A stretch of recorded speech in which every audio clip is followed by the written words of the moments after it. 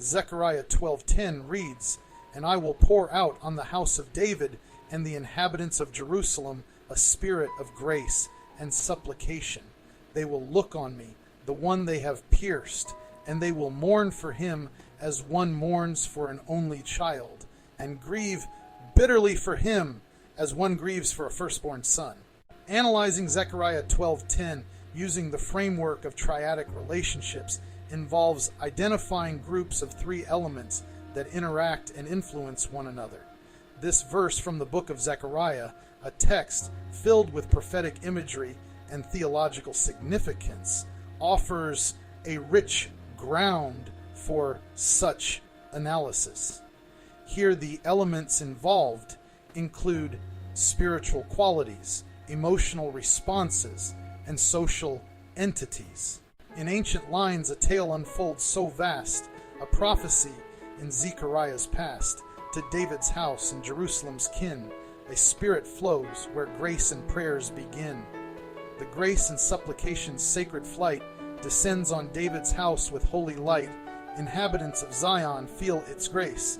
Their spirits merge, a sacred, blessed place. A convergent relationship is evident as the spirit of grace and supplication is poured out onto both the house of David and the inhabitants of Jerusalem, indicating a merging of divine influence with these two distinct yet overlapping groups. This spirit affects both entities in a similar way, suggesting a convergence of their spiritual experiences. O house of David, Jerusalem's throng, united in the spirit, hearts made strong, grace's hand upon them all does lie. In converged light, they lift their prayers on high.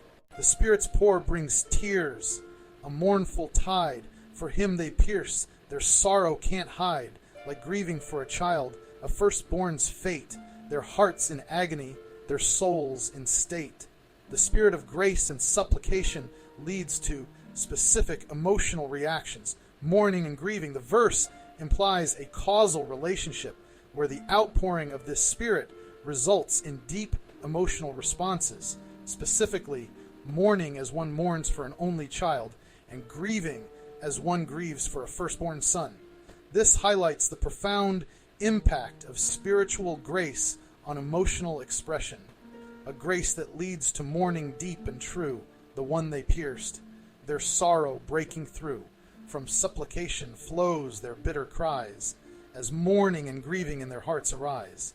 Upon the pierced one their eyes do rest, their mourning like a knife within their chest, the weeping for an only child's loss. For firstborn grief they bear their heavy cross. The figure of the one they have pierced elicits specific responses of mourning and grieving. This relationship can be seen as causal, where the recognition of the one pierced directly results in intense emotional mourning and grieving, reflecting both the depth of loss and the significance of the individual pierced. The pierced one's sight brings forth a flood of tears. Their mourning echoes down through countless years, a cause so great the grief it does unfold, for one so dear their hearts in sorrow hold. The house of David and Jerusalem's soul together face the pierced one's toll, their shared lament, a bond that can't be torn, united in the pain of love forlorn. The spiritual and emotional narrative connects the house of David and the inhabitants of Jerusalem through the figure of the one pierced. The house of David and the inhabitants likely represent a broader community tied together by a shared historical and spiritual heritage, which collectively experiences the impact of the piercing. This interaction suggests a triad where both groups are influenced in their perceptions and emotions by the central figure of the one pierced. In David's house, Jerusalem's embrace, they mourn the pierced one, seek his holy grace. Together in their grief, their spirits bound, in sorrow's depth, a common ground is found. Thus, in this verse, a triad deep and wide, a conjoined path where faith and pain reside. Through grace, through mourning, grief, and love's own twist, a sacred tale in ancient lines exists. These triads each highlight different aspects of the interplay between divine intervention, collective identity, and emotional response.